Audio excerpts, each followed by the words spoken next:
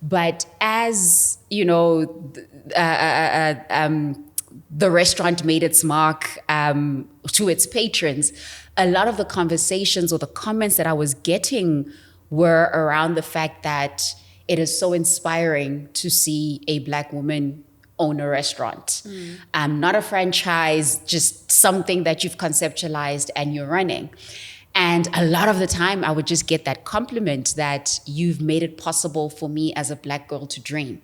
Not necessarily to own a restaurant, but whatever the dream is. To create something. Yeah. And anybody who's run a restaurant knows the challenges of doing that. And as a self-funded business, I unfortunately had to make the very difficult decision to close it because there was no more money in the pockets in the bank account. And while there was potential. Welcome to Chefing Beyond the Kitchen. I'm your host, Marao. Join us for conversations with amazing people doing amazing things in food.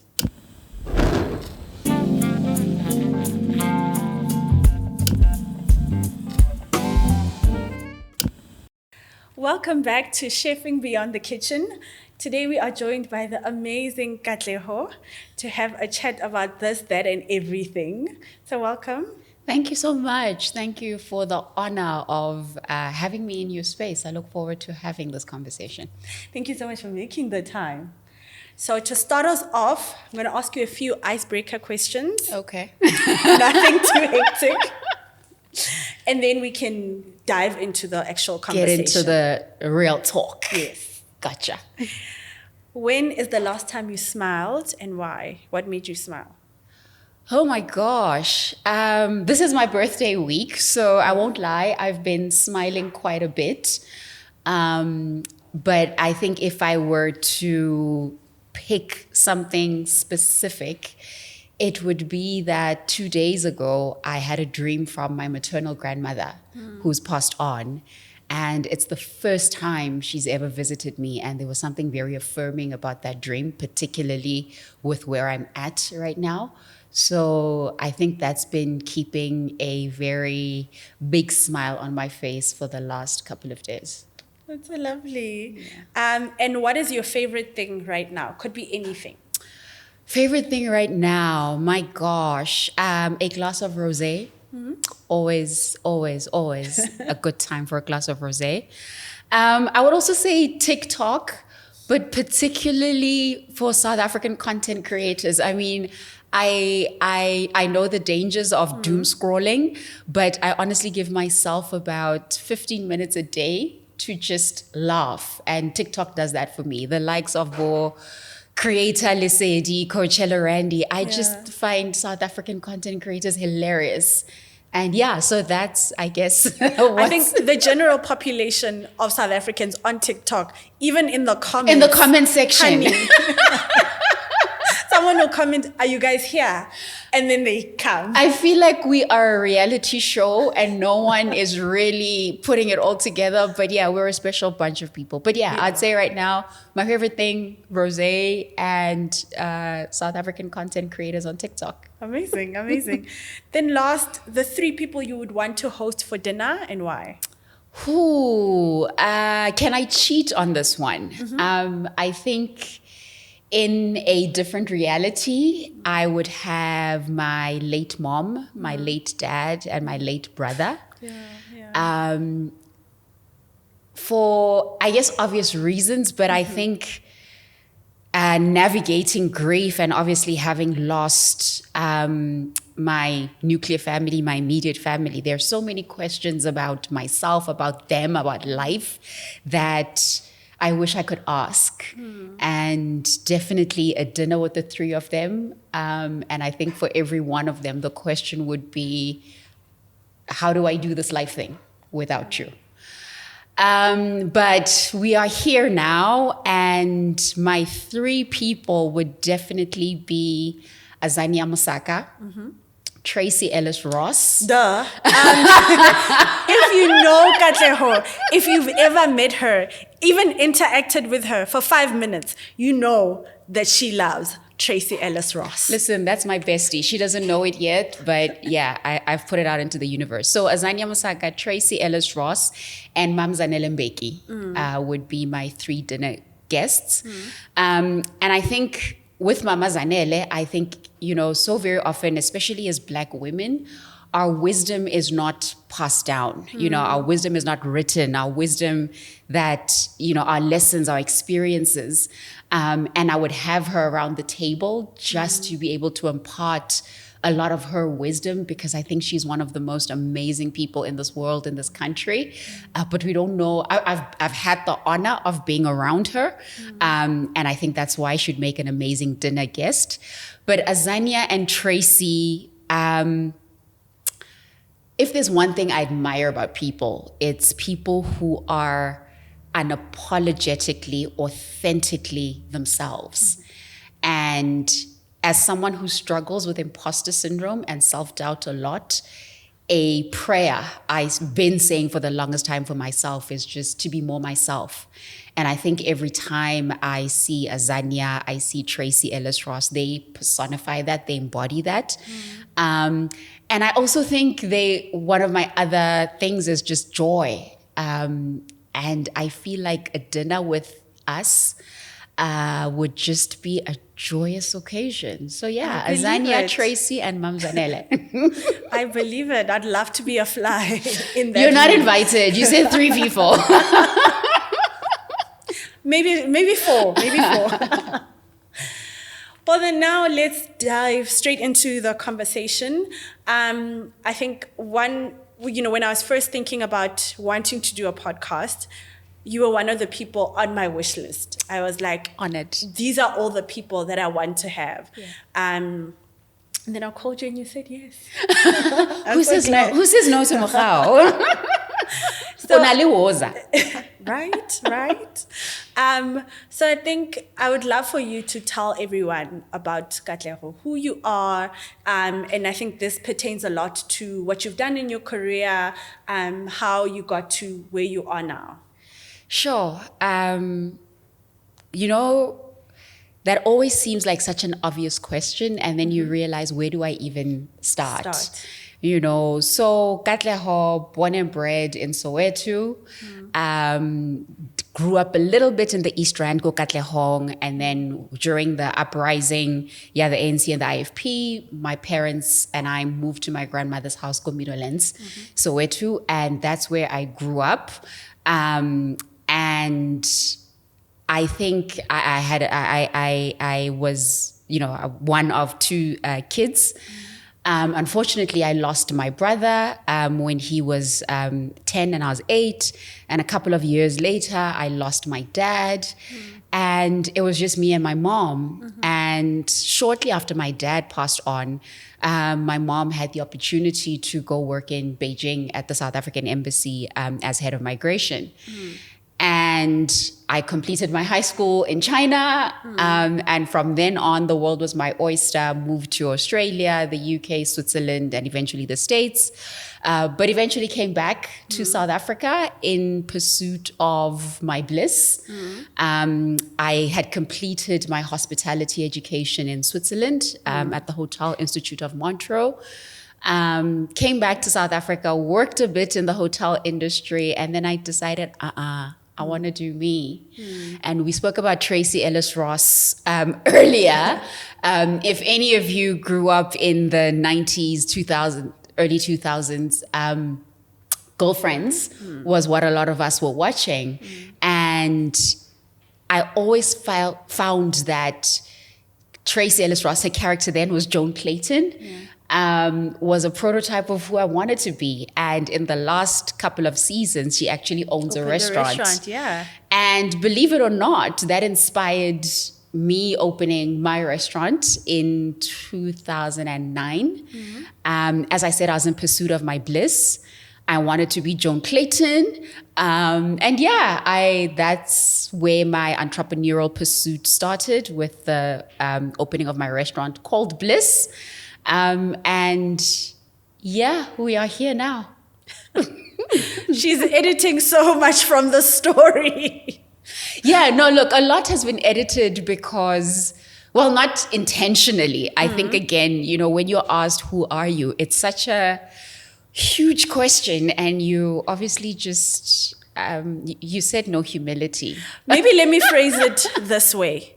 Tell me about your work career, Life. your work life. Right. Who is Katleho? Work life. Katleho. Work life, right. So as I said, I studied hospitality and worked in the hotel industry for about a year. And then I opened a restaurant called Bliss. It was a tapas and sushi bar here in Johannesburg. Describe Bliss to me. If Sure. I were to walk into Bliss, what would it look like? Bliss was a space where women could dream. And to be honest, I don't think that was the intention when I first created it. I just wanted a place for what I felt then my age group didn't have a space to enjoy food and just be in a space that's beautiful and created with them in mind. But as, the restaurant made its mark to its patrons, a lot of the conversations or the comments that I was getting were around the fact that it is so inspiring to see a Black woman own a restaurant. Not a franchise, just something that you've conceptualized and you're running. And a lot of the time I would just get that compliment that you've made it possible for me as a Black girl to dream. Not necessarily to own a restaurant, but whatever the dream is. To create something. Yeah. So I think it was, if I were to describe it, I think the energy was really just girls, conversation, and beauty, So I ran that for 2.5 years with the blessing of my mom. I mean, my mom put literally everything into that business. And anybody who's run a restaurant knows the challenges of doing that. And as a self-funded business, I unfortunately had to make the very difficult decision to close it because there was no more money in the pockets in the bank account. And while there was potential, cash flow was just not there. And I mean, I remember having this hard conversation with my mom to say, I think we need to close it because I don't want to get you in a difficult position. And as a mother, she was still willing to fight, but I felt that she had put in so much of herself into this business. It was unfair because I knew that it would still require so much more. Following that, just faced with the idea that I had failed. And it took me a while to own that the project had failed. And obviously at that time, no one was talking a lot about failure. And I remember when I was obviously had spoken to my mom and we had agreed that, okay, let's cut our losses. I had that negotiation prayer that you have with a higher power to say, I'm only going to close this when you can help me find employment for every single staff member that I have. Because I had been very lucky to have had the same people from the day that I opened right up until the last day. That's incredible. In this industry, that level of loyalty. That is incredible because I know people that work in hospitality move and change so much. So that really, for me, that's testament to the person that you are, to the boss that you were. Oh, thank you. And this is why people were willing to go down with the sinking ship. Literally, and I felt the least that I could do is when we closed the doors to Bliss, that they would at least have, even if it was temporary, something to, hold them while they were still looking for whatever it is that they were after. And the universe, higher power responded and I was able to do that. And that is when I guess, gave myself the permission to close the doors.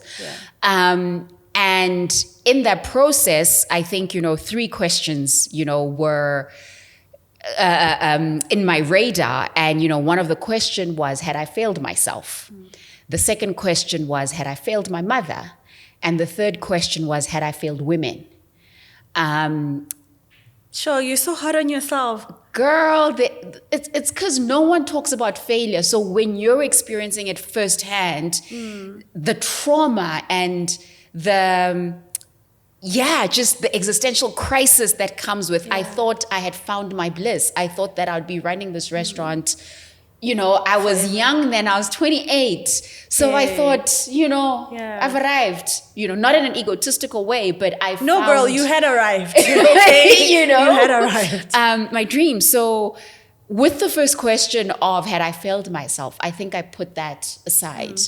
And with the question of, had I failed my mother? And I remember going to her and she said to me, my child, as your mother, it's my job to believe in you. But more than anything, I would rather we have an empty bank account and an attempt at fulfilling our dreams than a healthy bank account and a life of what ifs. We tried, it didn't work out, now we know.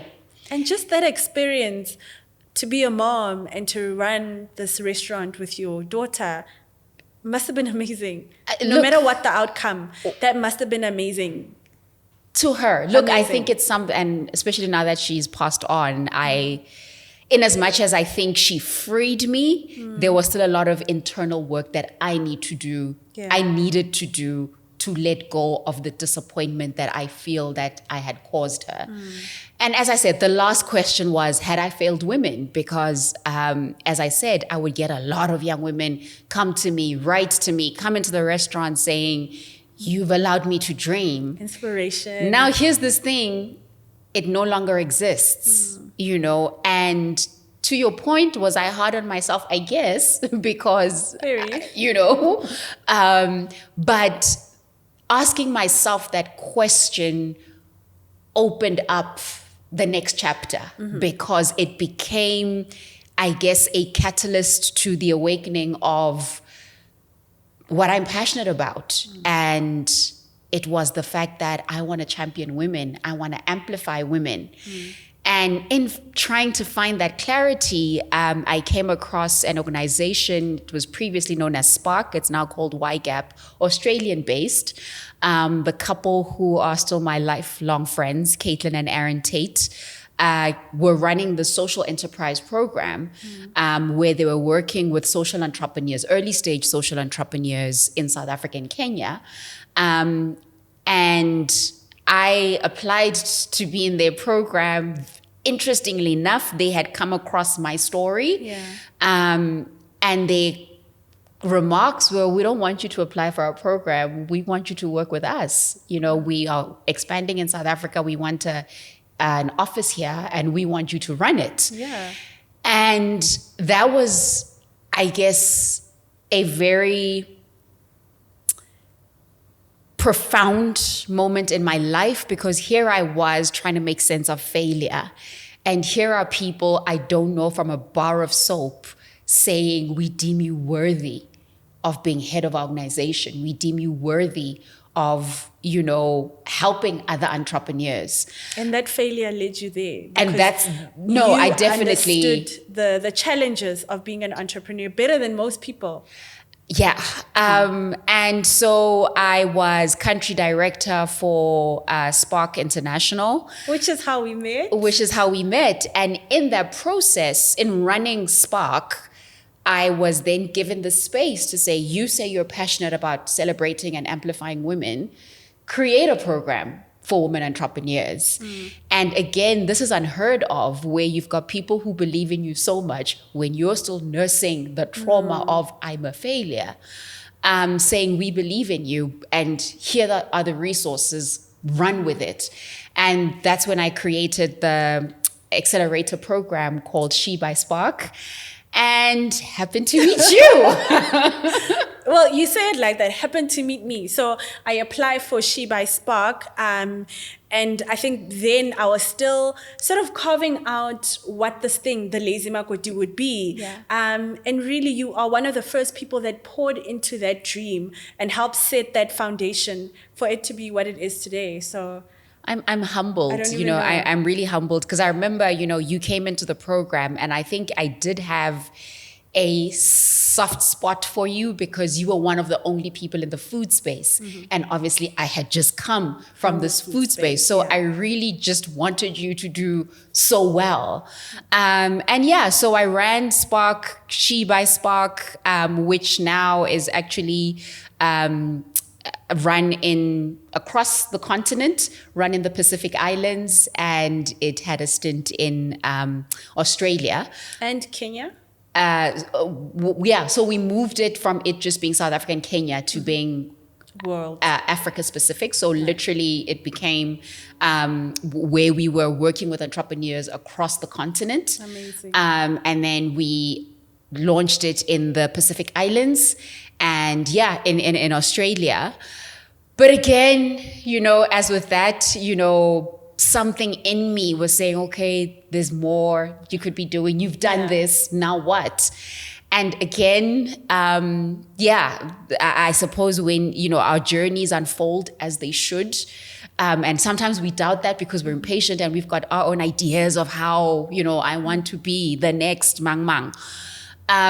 I met who then became, my business partner, Divya, who runs the amazing Amazi, with Lisa, who, so all of us were partners in running Amazi, a social enterprise that really addresses the exclusion of marginalized women, using beauty as, that tool. And I was the, business development officer there, worked with them for about 3 years. And I don't know if, the world was preparing me for what was to come with, the COVID years. But early in 2020, I felt like, okay, it was also now time for me to move on. And I think that's what's been very evident about my career is I've always been open to, okay, what's next? Let's try this, which is such a contradiction for the imposter syndrome, Katleho. Right. Because I literally, doubt myself so much. I'm paralyzed by imposter syndrome. But at the same time, whenever an opportunity comes, I'm like, okay, let's see what this is. When to move. Yeah. So, concluded my journey with Amazi, and I mean, they've gone on to still do amazing work, and COVID hit, and COVID for me. I mean, I think we spoke earlier before we went live that were there hints that 2020 was going to be a chaotic year. And we all went into lockdown, etc. What I did not know is that I would lose my mother to COVID in January 2021. And my life now is my life before my mother's passing and my life after my mother's passing. Yeah. And I've, just spent the last, it's 3 years since my mom has passed on. 2 of those years have been me just honoring the grief, me just honoring the relationship I had with my mother. I speak a lot about the fact that I had lost my brother, I had lost my dad, and my mother had, I think, I mourned for my brother. I mourned for my dad. I felt the pain of losing a sibling and losing a father. But I think having my mother, she shielded me from a lot of what I now know and understand to be the ugliness of death, the impermanence of life. And when she died, I literally felt unanchored. I felt untethered, It's a very unnatural experience to exist in this world without a mother, because that is where my story starts. My story starts with my mother. And I recently came across a quote on Instagram saying, my mom taught me everything except how to live without her. And literally that was my life from 2021, still navigating it, but the veil is lifting a little bit. I mentioned that, I was dealing with that grief. And I think when the veil started to lift a bit early last year, I wrote my mom and my dad a letter to say, now what? And prior to writing them that letter, I had become obsessed with the word joy. And the reason I was obsessed with joy was my word for 2021. So I've got this tradition where every year I come up with a word or a phrase to anchor me, to guide me into the year. And 2021, I chosen the word joy. Yeah. And 3 weeks into 2021, my mother passed on. So there was nothing joyful about that. And so last year, 2 years after my mom had passed on, I started, I guess, trying to figure if joy was possible for me. Would I be able to know joy now that my mother is no longer here? And so I wrote her a letter. I wrote my dad a letter to say, now what? You guys brought me into this world. You didn't tell me. Tell me, how do I do this thing? And I kid you not, Mochao, a week before my birthday, I dreamt of both my parents planting the seed of what is now known as Hosted. And again, you dream and you're like, okay, yeah, whatever, and you dismiss it. And I'm sitting with my life partner and I'm saying to him, what now? Because another thing that comes with grief is identity crisis, like who am I now? And no longer having a biological family. There's just so many questions you're asking about yourself. And obviously, sometimes we define ourselves with our careers, with, the roles we play publicly. And I remember my partner saying to me, you're a host. You hold space. You're a nurturer of experiences, very casually, but because I was at a point so profound. And now this is coming on the backdrop of my parents having planted the seed through a dream that hosted. That's what you want to do. So I'm now in the process of launching Hosted, which it started off honestly as a prayer for myself to be reacquainted with joy, a prayer to find beauty again in your life, in this new life. And what is joy now? I mean, what's Hosted now? So if you were to describe to anyone, what is Hosted? What does Hosted do? What is it? Sure. Hosted, we're on a mission to cultivate the culture of gathering. I say to you that the idea came about when I was trying to figure out, can I experience joy again? How do I experience beauty? And in moments of reflection, I remembered that a lot of the times that brought beauty into my life, that brought joy into my life, were moments when I was gathering. I was gathering with friends, gathering with family, and obviously being the host, loving the idea of putting together a gathering. And post the pandemic years, I would obviously be asking people around, and everybody was, I guess, echoing the same sentiments that life is different. How do we find that beauty again? How do we find that joy?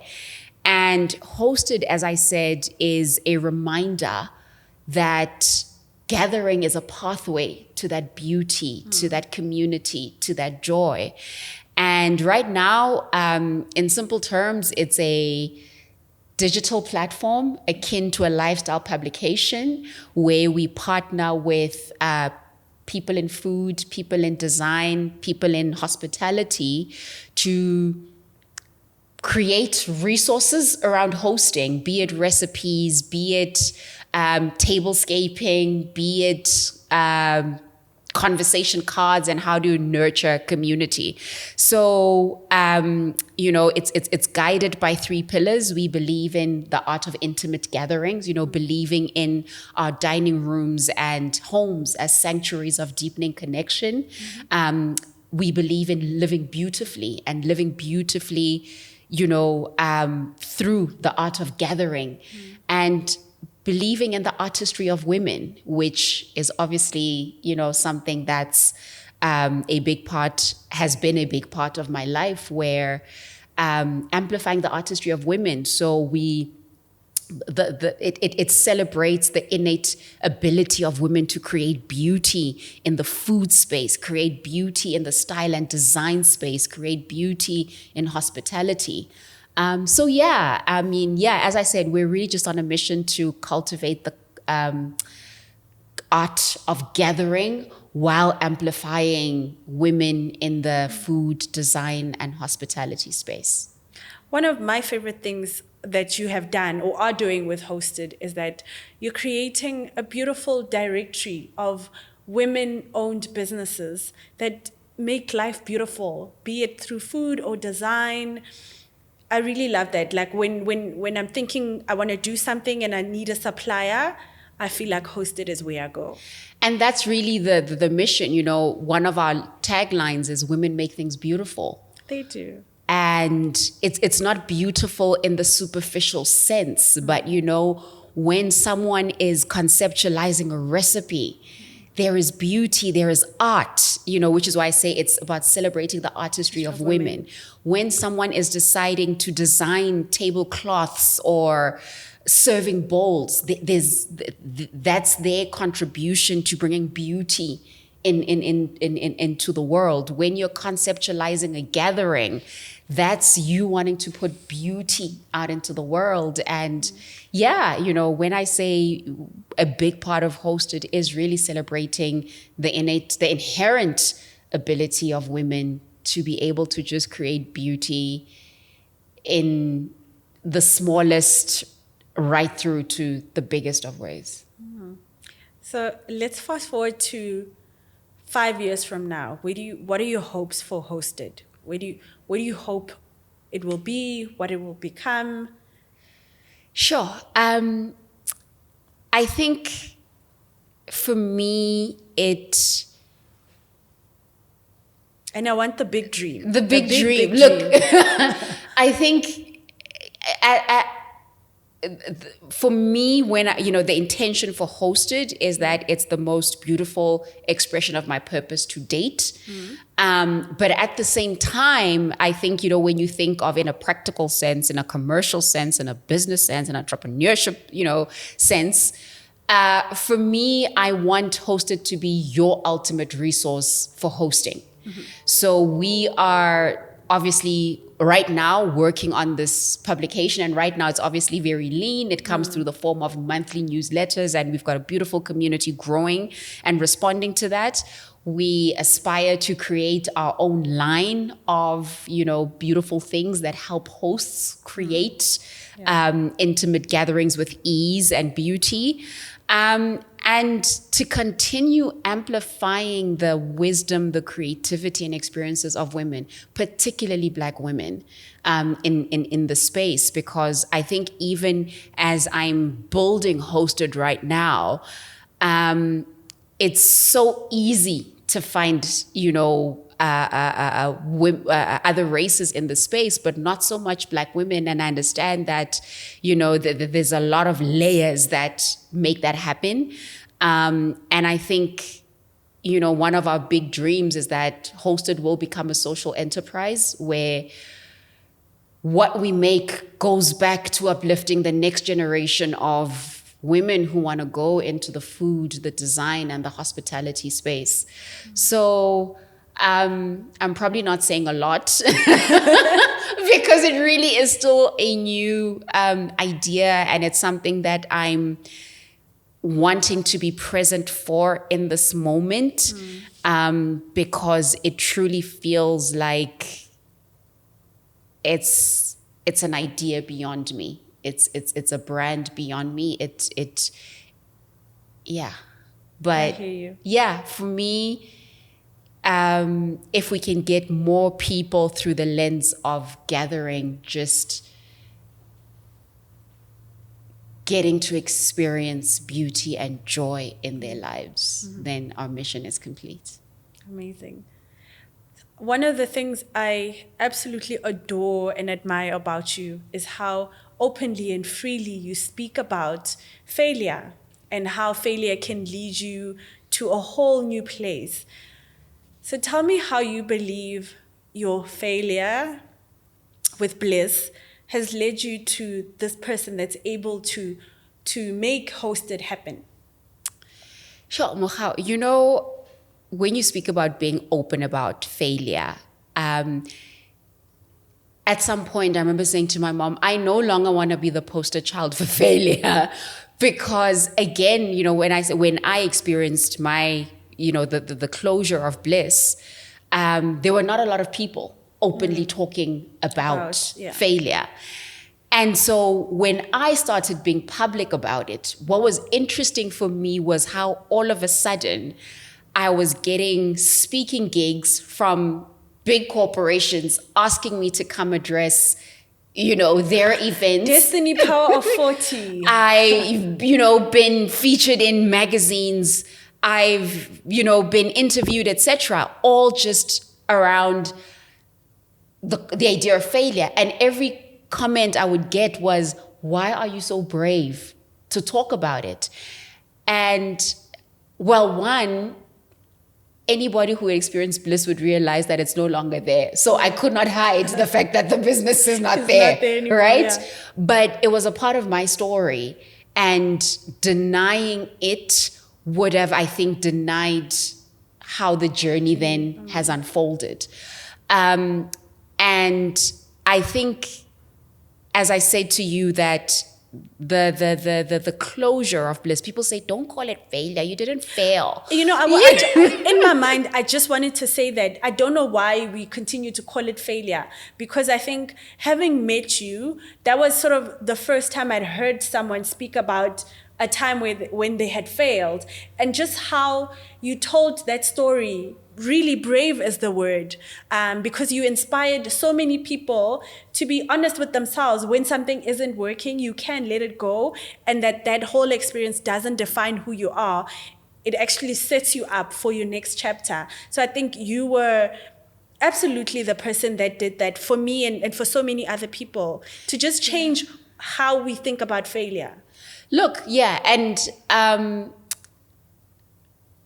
again, I think if I had not owned it, yes, I think we can reframe it now, because it truly was redirection, because the closure of Bliss led me to so many other chapters and, you know, chapters that really were fulfilling, and I would never had experienced had I, you know, held on to this thing that was not working. I think the only thing that I would change about how I had approached speaking about failure was, then, you know, it was fail fast, fail forward, you know? And I look back now and I say, yeah, fail fast, fail forward. But I think with that, we also forget that there's a human behind this thing. None of us start projects right? When you start something, you start it because you really care. So I think I was so caught up in the fail fast, fail forward that I neglected how Katleho was feeling about the actual trauma. The trauma. And believe it or not, it resurfaced when I was dealing with the grief of losing, you know, my mother. And I mean, it's inevitable, right? We are going to go through challenges through life. Some of those, they are challenges because of how the world is set up. Yeah. And some of it are challenges that are there to help awaken you to your higher self, help awaken you to the next chapter. And so while, like I say, I probably would have rephrased some of how I approached the failure and how I spoke about it.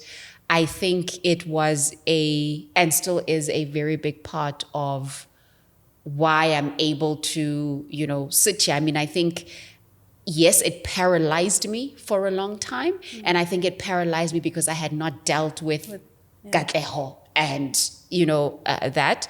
But now, even with Bliss, there's almost, it's here now with Hosted. Did I say with Bliss? With Bliss. With Hosted, it's here now and I'm present for it, but I'm also open to whatever happens. Let it happen. Yeah. Speaking of Bliss, would you ever? Yeah. Would you ever open it up again? I've been asked that many times. And, I think one of the reasons we're having this conversation, this podcast, is that not all of us who love food are meant to be running restaurants or in the kitchen. And I think, if anything, Bliss was just another chapter in my life. It was a step in, the rest of the staircase.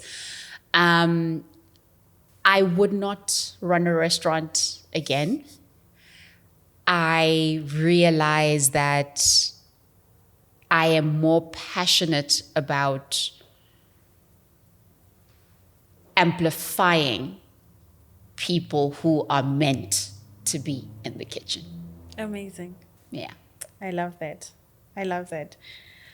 So you wear many hats in the business, in life. What does rest look like? What's Katleho doing when she's not working, when she's not leading at Hosted? Girl, I'm a big believer in rest. And it's so interesting, I don't know if you know the concept of human design, but I would suggest that you go research what your human design is. And mine is a projector, and something that I recently realized. And one of the qualities of a projector is that you need rest. And for a long time, I just thought I'm a lazy girl. Sorry, lazy Makoti. Wait, tell me what's so different or special about a projector that they need rest? What is it? It's just how we operate in the world. We are, project? We project. Literally, we are meant to project a vision to everybody else. So you've got projectors, reflectors, manifesting generators, and manifestors. And all of us play a role in how we get this universe, this earth So is working. it that people look to you to have the answers? That why you're a projector? Maybe, but I guess I want to frame it the other way, where I'm meant to show you the big vision. I guess what I'm trying to understand is why project. What does the word mean? To help you see, to help see. We help people see. Okay. We help project the vision, the bigger picture. We're not meant to be doers, unlike generators. Like generators, literally, they do. I'm not going to speak on human design because I'm not an expert in there. But what I was trying to... And that's actually who you are. Actually, I think I reflect on how and why we met. You were a projector. I had this dream, but not quite the vision of how I projected it for you. Exactly. And look at you now. Thank you. So what I was getting to is that I've always felt like I'm a lazy girl, because I just can't do the whole be on the whole day. Yeah. I can't be doing, so I'm grateful that I now have being a projector to, back now me you know up. why. Now I know why. But Mohau, I'm a big believer in resting. I'm a lover of afternoon naps. I will take any opportunity to take a nap. I'm probably going to go nap after this podcast. And, people talk about rest being a form of resistance. And I think it's so important to... And I think, again, I speak as a Black woman, and we know the stats. We know the stats that we are burnt out. Right? We are burnt out. We are at the bottom of, the pyramid, and we are just carrying the world. And we never really pour into ourselves. And I think that's also a bigger picture of what Hosted is about, to say to Black women, whoa, pause and gather, so that you can fill your tank. So, girl, if I'm not working on Hosted, which is really taking up a lot of my time, but it's something that I'm enjoying and I'm loving, if I'm not napping, I'm spending time with my partner. I've got a very small circle of friends, sipping on rosé with my bestie. And TikTok.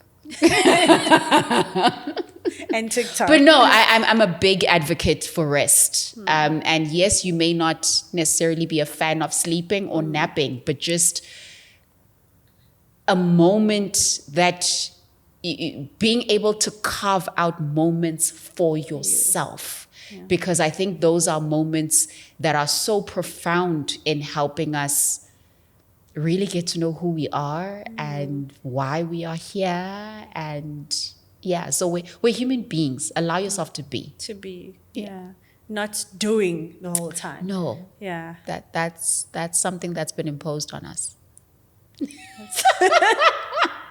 I won't speak on that.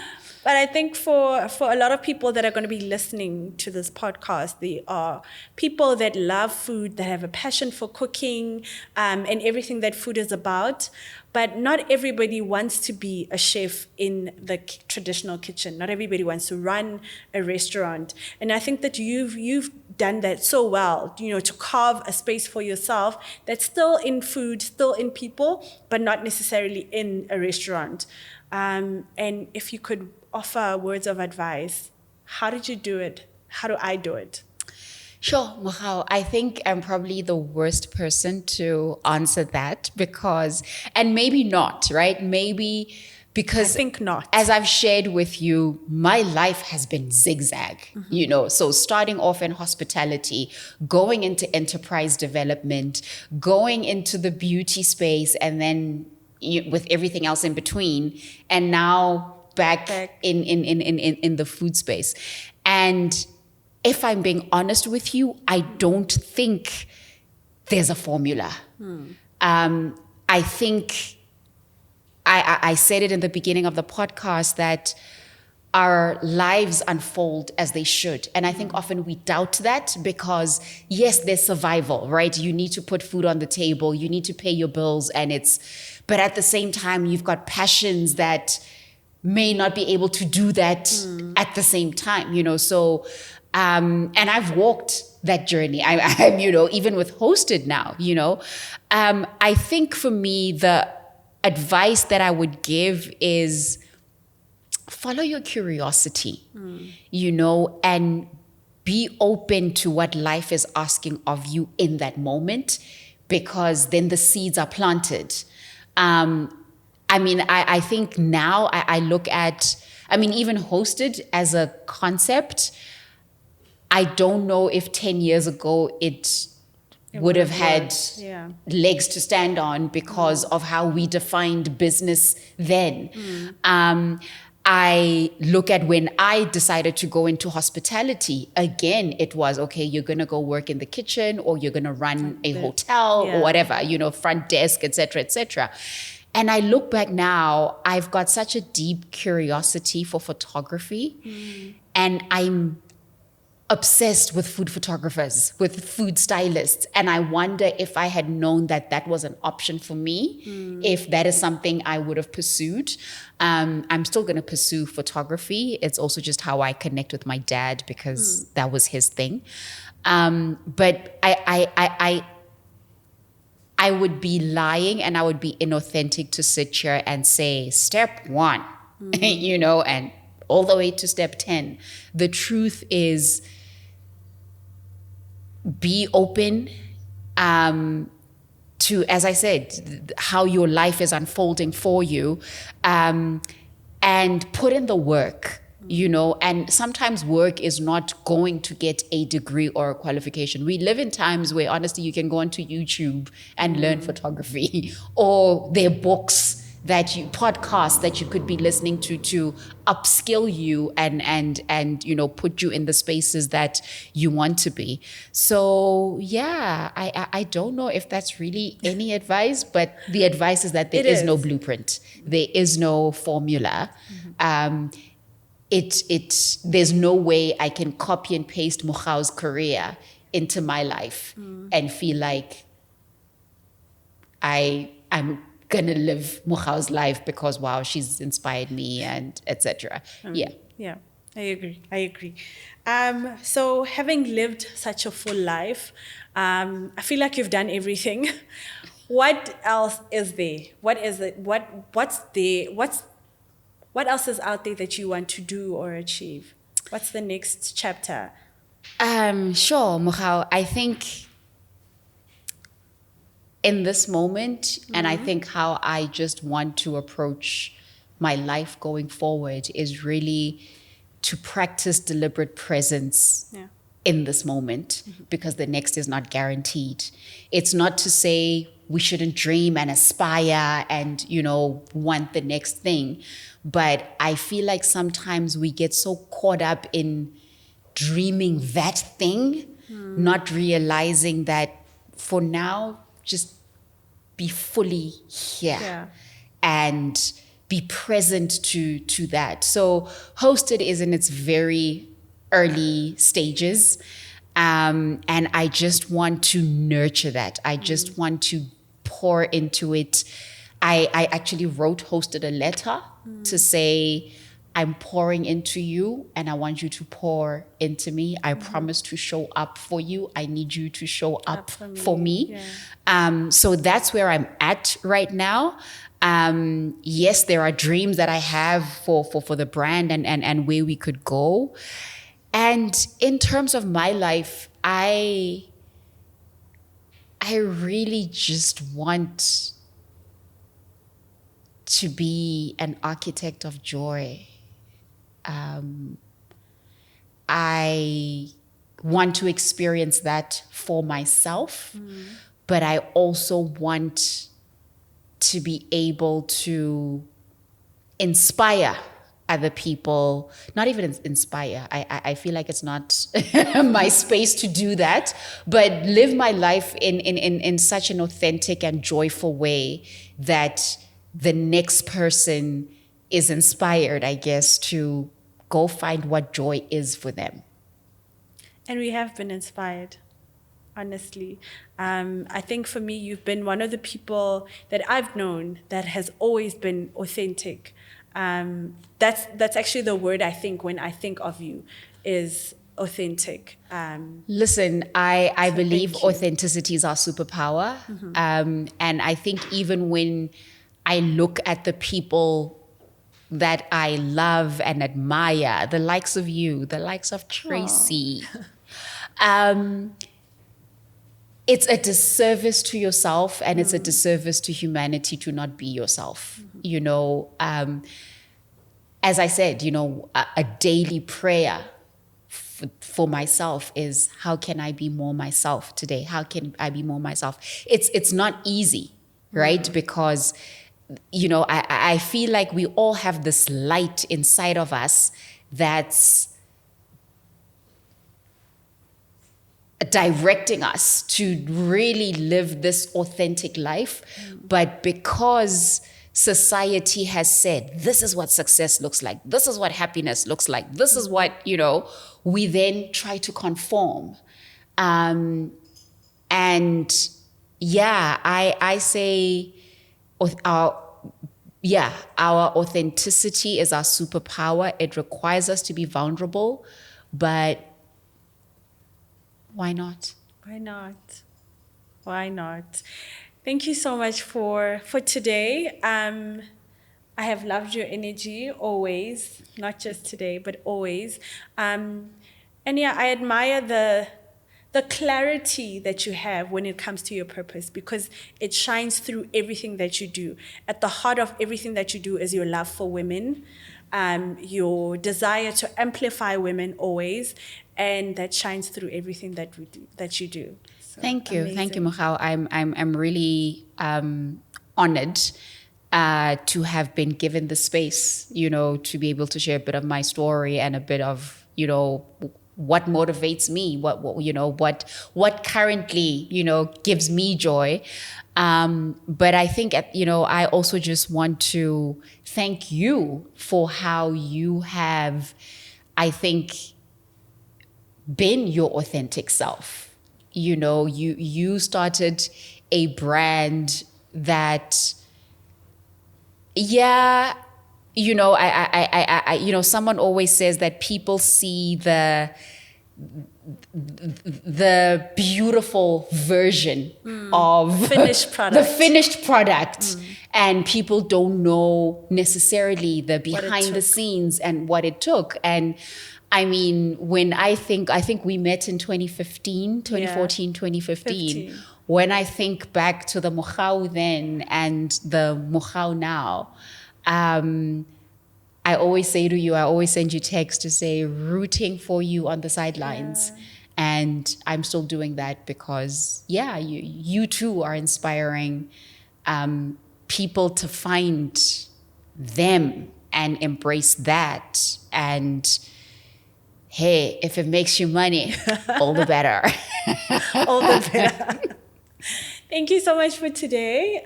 We look forward to seeing everything that you will do, to seeing everything that Hosted will become, and to celebrating that. And we celebrate you today. Thank you. And thank you so much. See you on the next episode. This has been Chefing Beyond the Kitchen. Hope you enjoyed this conversation. Please remember to like, comment, and subscribe. I'll see you on the next one.